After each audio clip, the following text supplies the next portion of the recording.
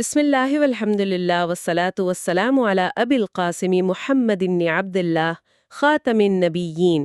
اچھا، کیا کبھی ایسا ہوا ہے کہ زندگی میں کوئی بہت بڑی مصیبت آ جائے، کوئی ایسا نقصان جس کی بھرپائی بظاہر ناممکن لگتی ہو، اور کوئی ہمدرد آ کر آپ سے کہے کہ بھئی اس میں بھی کوئی بہتری ہوگی؟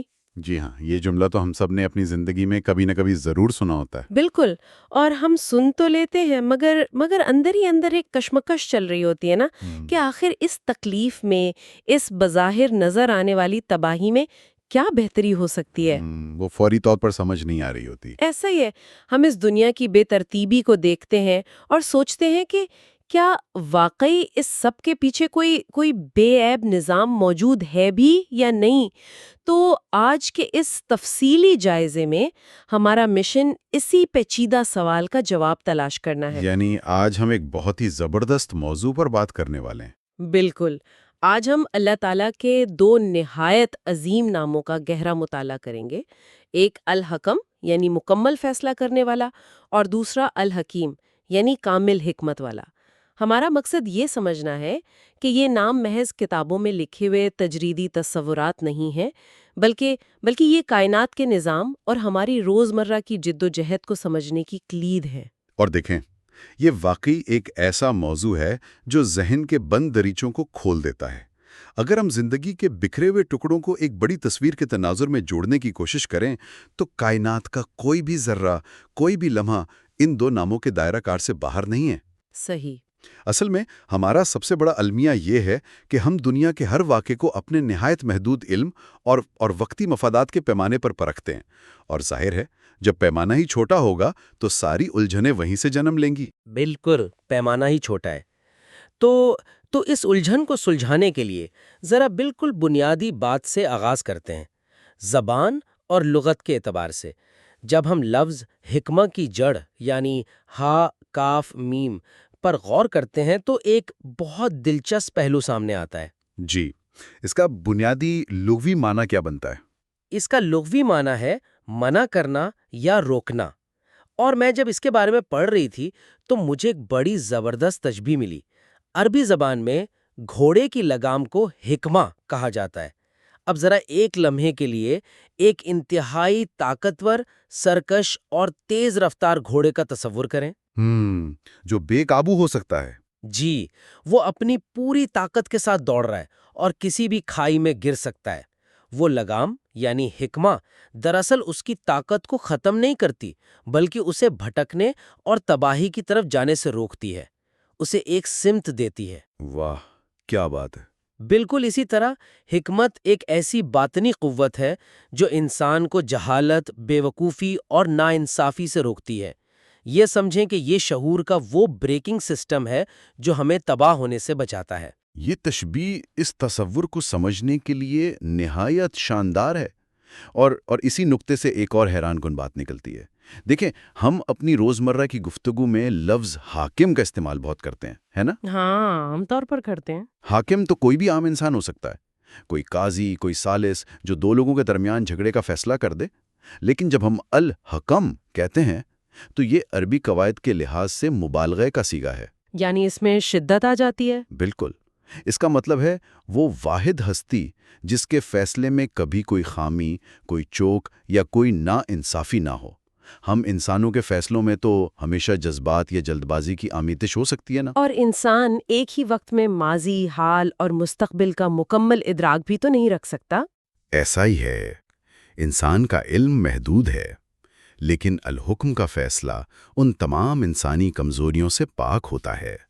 ذرا سوچئے، اگر ایک کمزور اور محدود علم والا انسان خود کو مطلق فیصلہ کرنے والا سمجھنے لگے اور اس وہم میں مبتلا ہو جائے کہ اس کی عقل کل ہے اور اس کا ہر فیصلہ حرف آخر ہے، تو یہ کائنات کے رب کے سامنے کتنی بڑی جسارت اور تکبر والی بات ہے۔ استغفر اللہ۔ بے شک۔ اسی لیے رسول اللہ صلی اللہ علیہ وسلم نے بڑی صراحت کے ساتھ یہ واضح کیا کہ الحکم کا درجہ اور اس کی مطلق حیثیت صرف اور صرف اللہ کی ذات کے لیے خاص ہے۔ صحیح۔ اور اسی بات کو تاریخ کے ایک واقعے سے جوڑیں تو صحابی ہانی بن یزید کا قصہ کتنا چشم کشا ہے۔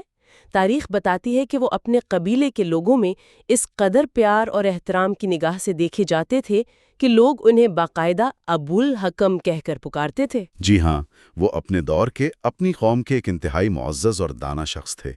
جب بھی قبیلے کے لوگوں میں کوئی پیچیدہ تنازع کھڑا ہوتا تو وہ ان کے پاس آتے۔ فیصلے کروانے کے لیے۔ بالکل، اور وہ اپنی سمجھ بوجھ سے ایسا فیصلہ کرتے کہ دونوں فریق بخوشی راضی ہو جاتے۔ بظاہر یہ ایک بہت شاندار خوبی تھی، لیکن جب وہ ایک وفد کے ساتھ رسول اللہ صلی اللہ علیہ وسلم کی خدمت میں حاضر ہوئے اور آپ صلی اللہ علیہ وسلم نے سنا کہ لوگ انہیں ابو الحکم پکار رہے ہیں، تو آپ صلی اللہ علیہ وسلم نے فوراً مداخلت کی۔ ہاں، آپ صلی اللہ علیہ وسلم نے انہیں روکا؟ جی، آپ صلی اللہ علیہ وسلم نے قریب بلایا اور فرمایا کہ بلا شبہ الحکم تو صرف اللہ ہے اور اسی کی طرف فیصلہ لوٹایا جاتا ہے۔ پھر آپ صلی اللہ علیہ وسلم نے ان کے سب سے بڑے بیٹے شرعی کی نسبت سے ان کی کنیت تبدیل کر کے انہیں ابو شرعی کا نام دیا۔ سبحان اللہ! یہ بظاہر ایک نام کی تبدیلی لگتی ہے، لیکن دراصل یہ ایک پورے عقیدے کی اصلاح تھی۔ کمال مطلق کا دعویٰ صرف رب کی ذات کے لیے ہے۔ اچھا، اب اسی نقطہ نظر سے جب ہم قرآن مجید پر غور کرتے ہیں تو ایک اور زبردست پہلو سامنے آتا ہے۔ وہ کیا؟ قرآن میں اللہ تعالیٰ کے نام اکثر ایک خاص ترتیب میں آتے ہیں۔ مثلاً الحکیم کا نام کم و بیش 46 مرتبہ العزیز کے نام کے ساتھ آیا ہے۔ العزیز یعنی بے پناہ غالب اور الحکیم یعنی کامل حکمت والا۔ یہ بہت خاص جوڑا ہے۔ لیکن اس میں چونکا دینے والی بات یہ ہے کہ ہمیشہ بغیر کسی استثناء کے طاقت یعنی العزیز کا ذکر حکمت یعنی الحکیم سے پہلے ہوا ہے۔ اس مخصوص قرآنی ترتیب کی کیا منطق ہو سکتی ہے بھلا؟ یہ قرآن کے اسلوب پر غور کرنے والوں کے لیے ایک بہت ہی گہرا سوال ہے۔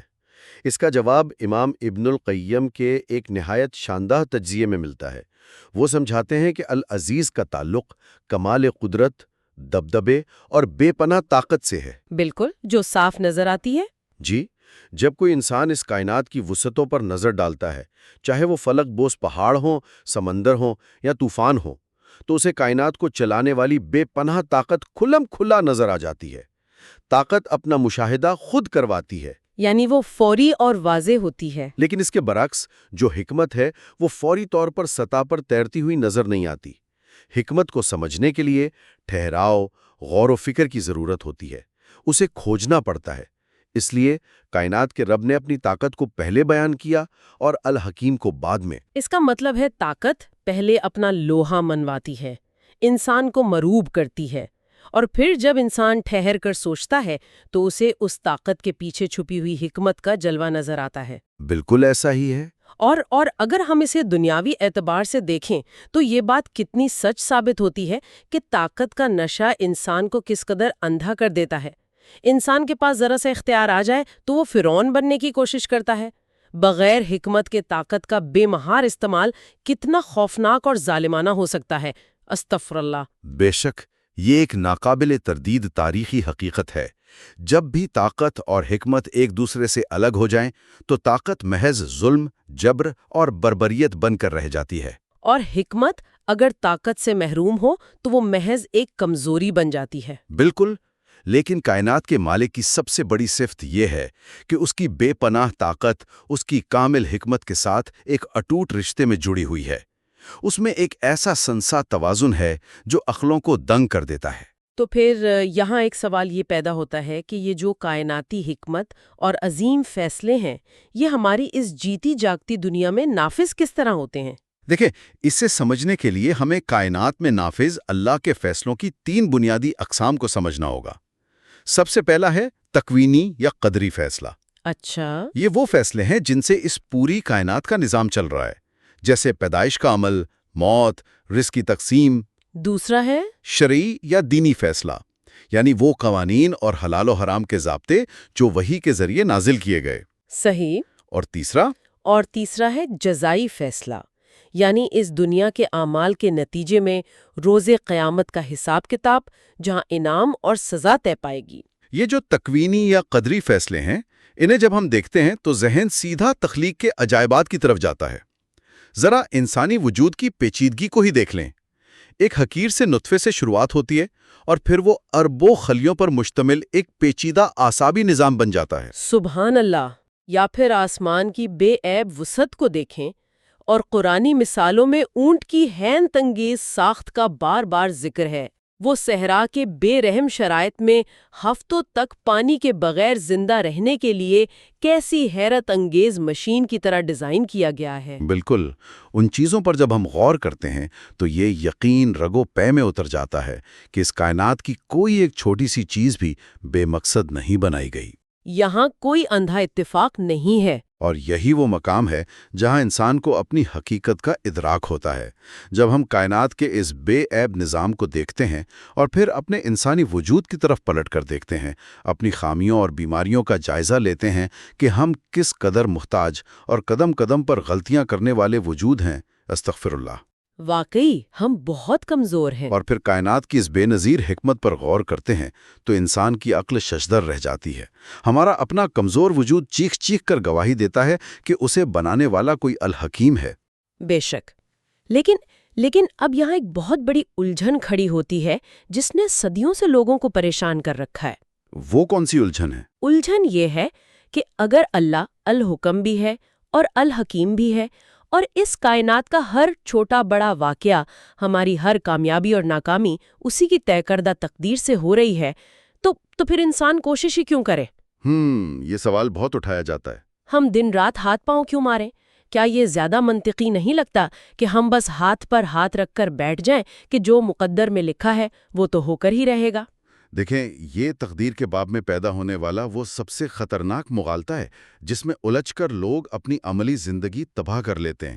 اس کا نہایت تسلی بخش جواب ایک بار پھر امام ابن القیم کے فلسفے میں ملتا ہے۔ اچھا، وہ کیا کہتے ہیں؟ وہ سمجھاتے ہیں کہ قدری احکامات کے حوالے سے انسان کا کام ہرگز یہ نہیں ہے کہ وہ تقدیر کا نام لے کر حالات کے سامنے ہتھیار ڈال دے، بلکہ اس کا کام یہ ہے کہ وہ اللہ کی ایک تقدیر کا مقابلہ اللہ ہی کی پیدا کردہ دوسری تقدیر سے کرے۔ ایک تقدیر کا مقابلہ دوسری تقدیر سے؟ یہ تو واقعی کمال کا تصور ہے۔ اس کا مطلب کچھ یوں ہوا نا کہ جیسے انسان کو بھوک لگتی ہے تو یہ بھوک کا احساس ایک تقدیر ہے، لیکن ہم اس بھوک کے آگے سر جھکا کر موت کا انتظار تو نہیں کرتے۔ بالکل نہیں کرتے۔ ہم محنت کرتے ہیں، خوراک تلاش کرتے ہیں، اور یہ خوراک کا ملنا دوسری تقدیر ہے۔ بیماری کی تقدیر کو دوا کی تقدیر سے ختم کرتے ہیں، لیکن بعض اوقات حالات ذرا سے کٹھن ہوتے ہیں تو ہم اتنی جلدی ہار مان لیتے ہیں۔ حالات سے لڑنے کے بجائے فوراً مایوس ہو کر بیٹھ جانا کیسی شدید ناشکری اور کم ہمتی ہے، استغفر اللہ۔ بالکل ایسا ہی ہے، اور بعض اوقات تو یہ رویہ اس حد تک چلا جاتا ہے کہ کچھ لوگ باقاعدہ تقدیر کا جھوٹا بہانہ بنا کر اپنی محنت اور فرائض سے ہی بھاگتے ہیں اور سستی کا شکار ہو جاتے ہیں، اپنی ناکامیوں کا ملبہ تقدیر پر ڈال دیتے ہیں، جو کہ دین کے فہم کے حوالے سے ایک سراسر گمراہ کن سوچ ہے، استغفر اللہ۔ اس فلسفے کو سمجھنے کے لیے سیدنا عمر رضی اللہ عنہ کا وہ مشہور واقعہ ایک روشن دلیل ہے۔ جب وہ اپنے دور خلافت میں شام کے سفر پر روانہ ہوئے تو راستے میں خبر ملی کہ وہاں طاعون کی وبا پھیل چکی ہے۔ ہاں، وہ واقعہ۔ تو انہوں نے صحابہ کی مجلس شورا بلائی، مشورہ کیا اور بالآخر اس علاقے میں جانے کے بجائے واپس لوٹنے کا فیصلہ کیا۔ اور جہاں تک مجھے یاد پڑتا ہے ان کے اس فیصلے پر باقاعدہ اعتراض بھی اٹھایا گیا تھا، ہے نا؟ جی، اور اعتراض کرنے والے حضرت ابو عبیدہ بن الجراح رضی اللہ عنہ تھے۔ انہوں نے قدر حیرانی سے پوچھا، کیا آپ اللہ کی تقدیر سے بھاگ رہے ہیں؟ تو اس موقع پر حضرت عمر رضی اللہ عنہ نے وہ تاریخی جملہ ارشاد فرمایا۔ وہ کیا تھا؟ انہوں نے فرمایا، ہم اللہ کی تقدیر سے اللہ ہی کی تقدیر کی طرف بھاگ رہے ہیں۔ یعنی وبا والے علاقے میں جا کر بیماری کا شکار ہونا بھی تقدیر ہے، اور احتیاطی تدابیر اختیار کر کے اپنی جان کی حفاظت کرنا بھی اللہ ہی کی دوسری تقدیر ہے۔ سبحان اللہ! ہلاکت کی تقدیر کو چھوڑ کر حفاظت کی تقدیر کا انتخاب کیا۔ لیکن یہ تو ان معاملات کی بات ہو گئی جہاں انسان کے پاس ارادہ اور اختیار موجود ہے۔ جی، ان تکلیف دہ فیصلوں کا کیا جنہیں انسان کسی صورت بدل ہی نہیں سکتا؟ کوئی اچانک آفت آ جائے یا سب سے بڑھ کر کسی پیارے کی ناگہانی موت واقع ہو جائے۔ ان حالات میں جہاں انسان مکمل طور پر بے بس ہے، وہاں الحکم اور الحکیم پر ایمان انسان کو کیسے سہارا دیتا ہے؟ دیکھیں، یہ زندگی کا وہ کٹھن ترین مقام ہے جہاں انسان کے ایمان اور صبر کا اصل امتحان شروع ہوتا ہے۔ جب حالات اختیار سے باہر ہو جائیں تو وہاں مزاحمت یا غصہ کام نہیں آتا، वहाँ मुकम्मल तस्लीम और रज़ा दरकार होती है। बिल्कुल। सूफिया इस कैफियत को समझाने के लिए एक बड़ी गहरी मिसाल देते हैं। वो कहते हैं कि ऐसे लम्हात में बंदे को अल्लाह के फैसलों के सामने ऐसा हो जाना चाहिए जैसे गस्साल यानी मैयत को गुस्ल देने वाले के हाथों में एक मुर्दा जिस्म होता है। ओ, यानी मुर्दा जिस्म कोई मज़ाहमत नहीं करता। बिल्कुल, वो कोई जिद नहीं करता, अपने आप को मुकम्मल सुपुर्द कर देता है। इसी तरह इंसान को यकीन रखना चाहिए कि जो छिन गया है उसके पीछे कोई ऐसी ज़बरदस्त हिकमत कार फरमा है जो हमारी महदूद अक्ल और नाक़िस बिसारत से कोसों दूर है। तो क्या तारीख में इस बेबसी और उसके पीछे छुपी हिकमत को समझाने के लिए कुछ ठोस वाक़यात मिलते हैं? क्योंकि ज़ुबानी बात करना तो बहुत आसान है, अमली ज़िंदगी में दुख बर्दाश्त करना उतना ही मुश्किल है। बेशुमार मिसालें हैं, ख़ास तौर पर ग़ज़वा बद्र की मिसाल लें। जब मुसलमान मदीना से निकले तो वो सिर्फ मक्का के तिजारती काफ़िले को रोकना चाहते थे, इंसानी नफ्सियात के मुताबिक वो बज़ाहिर आसान रास्ता चाहते थे, जिसमें खून रेजी कम हो और वक्ती फ़ायदा मिल जाए। लेकिन अल्लाह ताला की पोशीदा हिकमत ने हालात का रुख मोड़ा और उन्हें एक बड़ी ताकतवर फौज के सामने ला खड़ा किया। बज़ाहिर उस वक्त ये एक इंतहाई खौफनाक और तकलीफदा सूरत हाल थी, और यकीनन उस वक्त दिलों में इस्तिराब भी होगा। लेकिन इसी घबरा देने वाली सूरत हाल का नतीजा क्या निकला? इस्लाम की एक ऐसी अजीम शान फतह जिसने तारीख का धारा मोड़ दिया। अगर वो सिर्फ काफिले तक महदूद रहते तो वक्ती फायदा तो मिलता, लेकिन वो फैसला कुन फतह कभी ना मिलती। बिल्कुल सही। और दूसरी मिसाल हज़रत मूसा अलैहिस्सलाम के उस सफ़र की है जिसका जिक्र सूरतुल कहफ में है। उन्हें खिज़र अलैहिस्सलाम से मिलना था। निशानी ये थी कि जहां मछली गुम हो जाए वहीं मुलाकात होगी। जी। सफ़र के दौरान एक मुकाम पर मछली समुंदर में निकल गई, लेकिन नौजवान साथी बताना भूल गया और वो दोनों मजीद आगे तवील और थका देने वाला सफ़र करते रहे। जब भूख लगी तो मूसा अलैहिस्सलाम ने खाना मांगा। तब नौजवान को याद आया कि मछली तो पीछे छूट चुकी है। अब सतह नज़र से देखा जाए तो ये कितना बड़ा नुकसान था, वक्त और तवानाई का कितना बिलावजह ज़िया था। कोई भी आम इंसान इस सूरत हाल पर शदीद झुंझलाहट का शिकार हो जाएगा कि इतनी दूर पैदल आ गए और अब कड़ी धूप में वापस सफ़र करना पड़ेगा। ये तो सरासर अजाब महसूस होता है। लेकिन दरहकीकत इसी बज़ाहिर लगने वाले ज़ाहिरी नुकसान और मछली की गुमशुदगी की वजह से ही उन्हें आखिरकार खिज़र अलैहिस्सलाम मिले। अगर वो बज़ाहिर लगने वाली गलती सरजद ना होती तो वो इस हस्ती तक कभी ना पहुंच पाते जो हिकमतों के असबाब का असल मरकज़ थी। यानी उनकी वो आर्जी तकलीफ दरअसल उन्हें मंजिल तक पहुंचाने का वाहिद रास्ता थी। इन वाक़यात पर जब हम गहराई से गौर करते हैं तो ये तकदीर के फैसले हमें एक कढ़ाईदार कपड़े की पुश्त की तरह महसूस होते हैं। वो कैसे?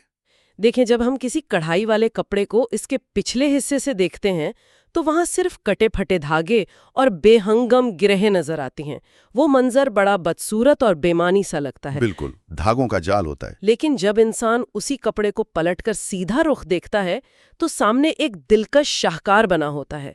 दरअसल हम अपनी जिंदगियों को, अपने दुखों को उस कपड़े की पुश्त से देख रहे होते हैं, लेकिन अल हकीम उस कपड़े का सीधा और खूबसूरत रुख देख रहा होता है। सुबहान अल्लाह, ये वाकई एक निहायत जामे तशबीह है। कायनात का मालिक जो नक्शा बना रहा है वो मुकम्मल तौर पर बेआइब है। और इस सब को समझने के बावजूद हम इंसानों की सोच किस कदर महदूद है ना?